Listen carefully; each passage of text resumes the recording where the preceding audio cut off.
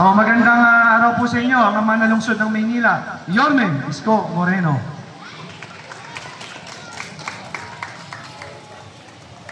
Si Vice.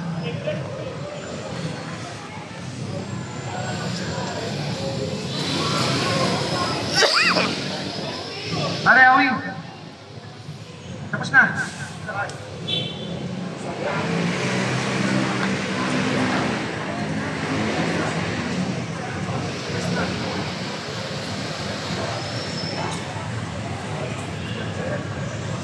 Oh, magandang tanghali po.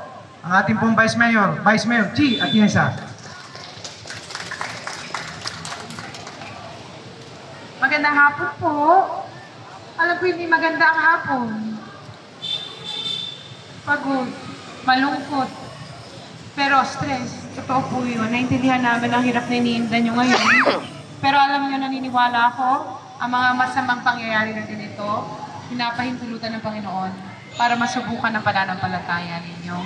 Kaya kahit na mahirap, kahit masakit, magpasalamat kayo na buhay kayo.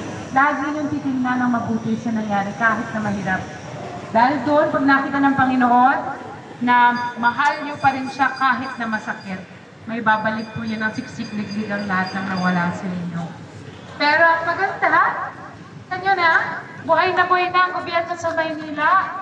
Dahil magaling ang ating alcalde na si Yorme Isko Moreno Dumagoso. Dahil nakikita niyo, ang bilis rumisponde sa inyo.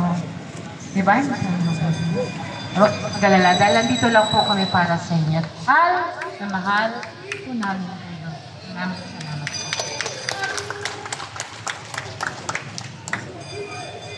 Ibibigay ko na po ang mikropono sa ating magaling na alcalde na si Yorme Isko Moreno Dumagoso. Palakpakan po natin siya.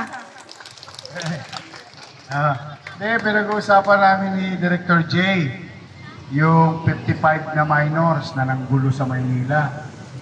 Bukas, paglilinis natin ng Maynila bukas. Kaya sabi ko, nalinis na natin yung recto, di ba? Kaya sabi ko, dumudali sa Top Avenue. Dahil itong mga batang to, marami rito, mga dayo. Galing pa sa, sabi ng korte, o ng piskalya, wag nang ikulong, implementa lang yung 9344, 10630. Diversion. Madalit salita, ilalagay ko sa diversion road. Doon sila sa road ngayon. Maglilinis sila. But I think magandang aral yun sa magulang ng mga minor de edad. Ay, mga bata, mga geng-geng. 2 joints na kayan, ha? Pwede kayo mag 2 joints, geng-geng tayo. Pero hindi natin kailangan sirain yung mga stoplight. Saka magdudumi. Nakita nyo, tayo, nasusunugan. Nahihirapan, naglilinis. Itong kanal ninyo, pinatatakbo ko to. Sabi ko sa DOTR, make sure na simula doon sa Blooming Tree hanggang all the way doon, papuntang Sunugapog. Dapat gumagana yung kanal na yan. Para pagdating ng aberya, baha, may pupuntahan ng tubig. So, yan pinagkukwentuhan namin ni Director J. De La Puente. So, magandang araw. Alam ko, hindi masyadong magandang araw, mahirap masunugan. Pero ito kami, ang inyong pamalang lusod. Nandiyan si Gusial Awi, siya. Edward Tan. Yan, mga kasama natin. At ang inyong magandang Vice Mayor. May asin pa. Ang inyong pamalang lusod, kaninang umaga, after Friday, when it was reported to us, so immediately, upon opening of the government, kaninang umaga, inayos kagad ng ating treasurer at napirmahan ko ng mga alas 10 ng umaga, nakapag-cash out tayo ng alas 12, kaya minabuti namin, tumungo na agad dito para mabilis na maipahatid yung konting tulong ng syudad. Kahit pa paano, mamaya makabili agad din kayo ng 2x2, yero, gamit. Hindi ko alam kung nailabas yung pantikpran ninyo. Ubos din. Malamang, mahirap talaga masunugan. But anyway, yan yung konti namin kakayanan na at least maibsan kagad yung nilanaras yung hirap. Merong galing din na pagkain, City of Manila, at yung ating partner lagi, itong DSWD. Nagpadala rin sila ng tulong. So tulong-tulong lang, maibsan natin yung inyong kinakarap, at sana wag na maulit, pero more than anything else, maghanda tayo yung posibleng mangyari sa Metro Manila. Naggagayak naman ang inyong pamahalang lungsod. Ang barangay, may padadala na rin kami sa kanila.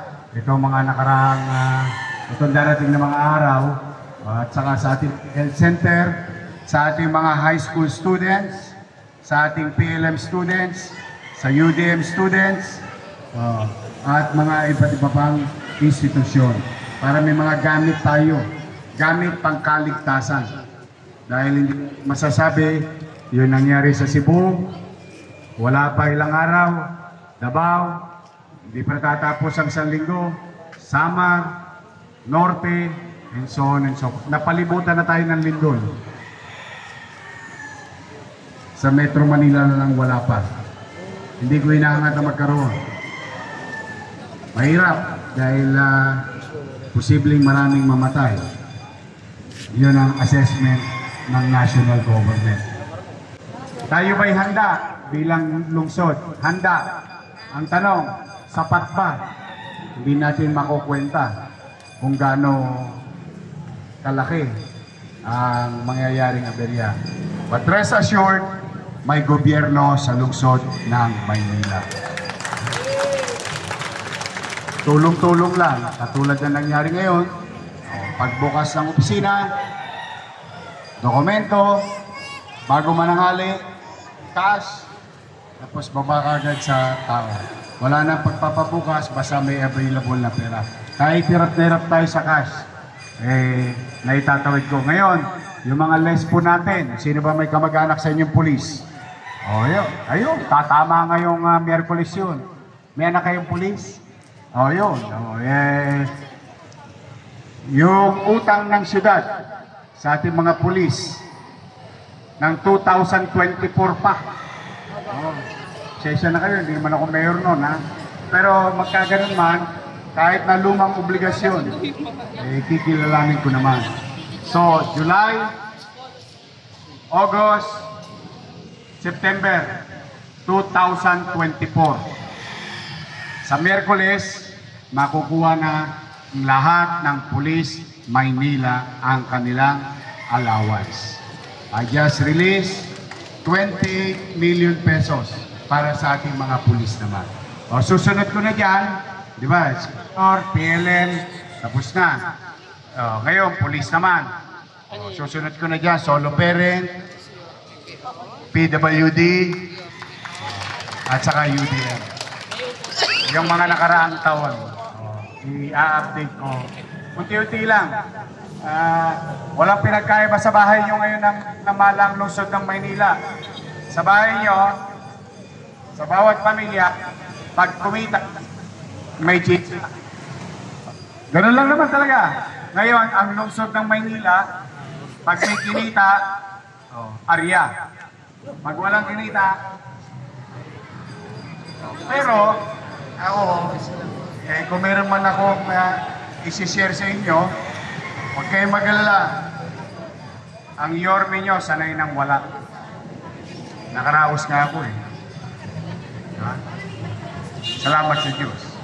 Kaya anuman ang meron, sisinupin ko. Pero pipilitin ko maging masaya ang Pasko ng bawat pamilyang Manileño. Tapos may extra ulit ang mga senior citizen sa Pasko. Pasensya na kayo mga bata, una-una lang yan. Unahin ko muna yung aking paborito. Hindi siya perfecto, pero at least 95% o 97% lagi prioridad ko yung ating mga minamahal na lolo't lola. O kaya mga lolo't lola ko sa Maynila, pahabaan ng buhay, ha? Oh. Hanggat kaya, gusto ko yung ngumiti man lang yung ating mga matatanda na maramdaman nila na mahal sila ng gobyerno ng Maynila. Sa mga bata naman, huwag kayong masyadong magmadali. Enjoy your youth. Oh. Oh. Kasi, sayang ang panahon. Enjoy. Kaya, sa mga kabataan, yung mga less than 18 years old, pag alas 10, anong gagawin? Anong gagawin? Makinig kayo sa lolo't lola nyo. Sa mga nanay at tatay nyo, pag alas 10, tiklop na lamesa. Weo na. Logto. Huwag nang maging makulit. Kasi, para rin naman yan sa kaligtasan ninyo. Makinig kayo sa nanay at tatay nyo. Kung ako, hindi ako natakot sa nanay ko, malamang, pariwara din ako ngayon. O tingnan ninyo, sa pakikinig ko sa nanay ko, matapang yung nanay ko, makukulata ako lagi nun eh. Nung araw, ewan ko, tanong nyo sa mga lolo't lola nyo, nanay tatay nyo, sansuwi kami. Itanong nyo sa kanila, ano ibig sabihin sansuwi? Sansut-sut uwi. Pag pumito na yung kahit nasa eskinita ka, kabisado mo yung tono ng nanay mo, kabisado mo yung tono ng tatay mo, uwi na. Pagtiklop na ng araw, pahinga, tulog maga, pasok sa eskwela. Awa ng Diyos. Yung pag-iikpit ng nanay ko sa akin, naging mayor ako ng Maynila.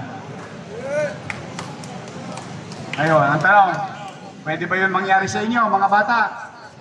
Bakit naman hindi? Nangyari sa akin, hindi pwede rin mangyari sa inyo. Nagtagumpay ako, pwede rin kayo magtagumpay. Alas 10, ano gagawin? Weo! Logto! Tujoy saya, tujoy.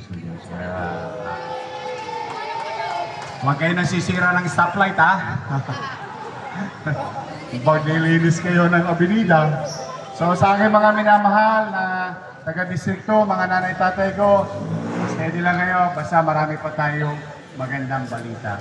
So muli, sa inyo, nakikiisa kami, ni Vice Mayor at ng ating mga kusya. Sa bawat nasunugan, o bawat sa inyo, na pamilya tatanggap ng 15,000 pesos. Partida yan. Ala pa tayong tsapi. Tukod na tukod. Basta hanggat kaya, Arya. Hanggat may sinulidang guryon, Arya lang ako ng Arya. May awa ang Diyos. Makakaraos din tayo. Muli, mag-ingat kayo. I hope hindi na maulit yung insidente sa bawat Manleyo. But be that as it may, handa naman ang inyong pamahalaang lungsod ng Maynila. Sa mga lolo't lola ko, I love you. Bakit yung mga matatanda rito sa distrikto may asin pa? Pwede pa eh. Mahal ko po kayo. Mag-iingat kayo, ha? Maraming salamat at pagpalain nawa kayo ng pong may kapal. Manila! God first. Thank you.